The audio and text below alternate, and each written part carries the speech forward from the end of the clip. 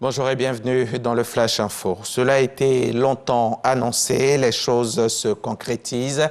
Bondoukou aura bientôt son université, les travaux ont démarré, ils avancent bien. Le taux de réalisation est même de 30%. Le gouvernement veille à ce qu'elle soit achevée dans les délais, c'est-à-dire livrée en octobre prochain. Le ministre de l'Enseignement supérieur est sur place depuis hier vendredi. Adama Diawara a pu se rendre compte de ce qui a été fait et surtout de ce qu'il reste à faire. Mahma Traoré, Célestin Frodo. L'université de Bondoukou sera construite en 4 phases sur un site de 305 hectares. Les travaux en cours visent à réaliser la première tranche, déjà la présidence, la bibliothèque centrale, l'école d'architecture et quelques amphis s'imposent à la vue du chantier.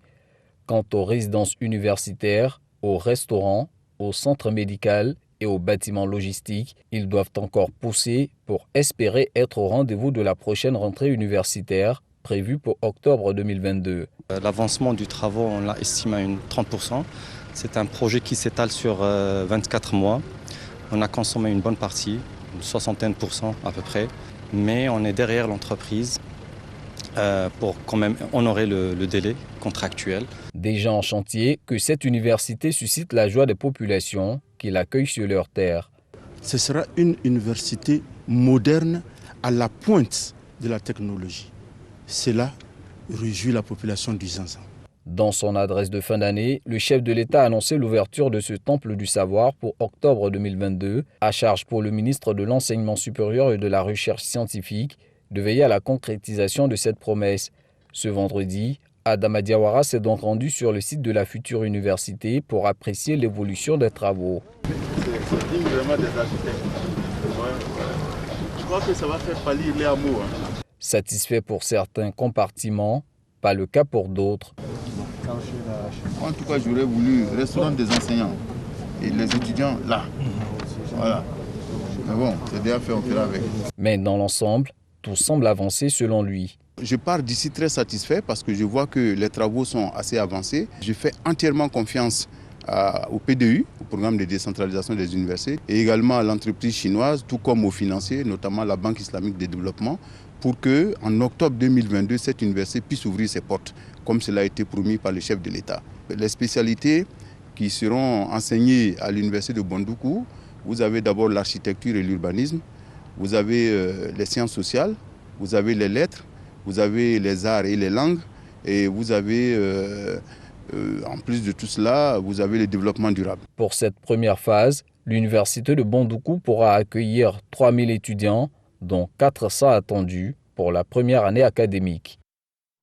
En matière de santé, un comité est mis en place pour piloter la plateforme nationale de coordination du financement du secteur. Après une mise en berne de ses activités qui a duré quelque temps, le comité a repris du service au grand bonheur du ministre de la Santé. Les membres et les partenaires au financement se sont réunis récemment pour définir les résultats attendus. On y reviendra dans l'édition de 13h. La lutte contre la corruption, le gouvernement en a fait un autre cheval de bataille et tous les secteurs sont concernés. Dans le milieu hospitalier, des mesures disciplinaires viennent d'être prononcées à l'encontre de 5 agents de santé aux activités douteuses. D'aucuns ont connu une suspension de salaire, d'autres limogés purement et simplement. Lanciné Bakayoko nous en dira plus dans le 13h. Toujours parlant de santé, la transformation du pass sanitaire en pass vaccinal en France à partir de 16 ans a été validée hier vendredi par le Conseil constitutionnel qui avait été saisi de 2 recours. À partir du 24 janvier, l'accès à de nombreux lieux et transports sera conditionné à la justification d'un schéma vaccinal complet. La disposition prévoyant de subordonner l'accès à une réunion politique à la présentation d'un pass vaccinal, un pass sanitaire a en revanche été censuré. Le Conseil de paix et de sécurité de l'Union africaine s'est réuni il y a tout juste une semaine, mais ses conclusions n'ont été communiquées qu'hier vendredi 21 janvier. Lors de cette séance entièrement consacrée au Mali, le Conseil a endossé les positions de la CEDEAO. L'Union africaine soutient donc les sanctions et appelle surtout les autorités maliennes à une prolongation courte de 16 mois maximum. Alors que les autorités de transition se réjouissent de leur récent succès militaire, l'Union africaine déplore la détérioration de la situation sécuritaire et l'absence d'autorité de l'État dans le centre du Mali.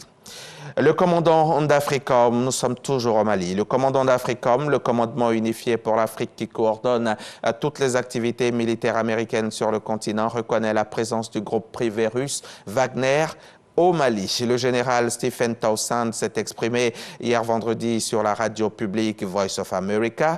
C'est la première fois que les autorités américaines s'expriment sur la présence des mercenaires russes au Mali.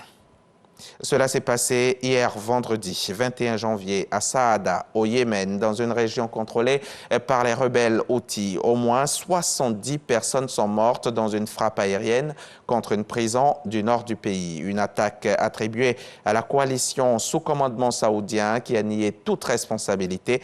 L'ONG Médecins sans frontières dénonce une attaque horrible. Le chef de l'ONU condamne les frappes et réclame des enquêtes sur ce drame. Les États-Unis ont également appelé toutes les parties au conflit à la désescalade, évoquant plus de 100 victimes au cours des derniers jours. Et c'est la fin de ce flash. Je reviens tout à l'heure à 13h.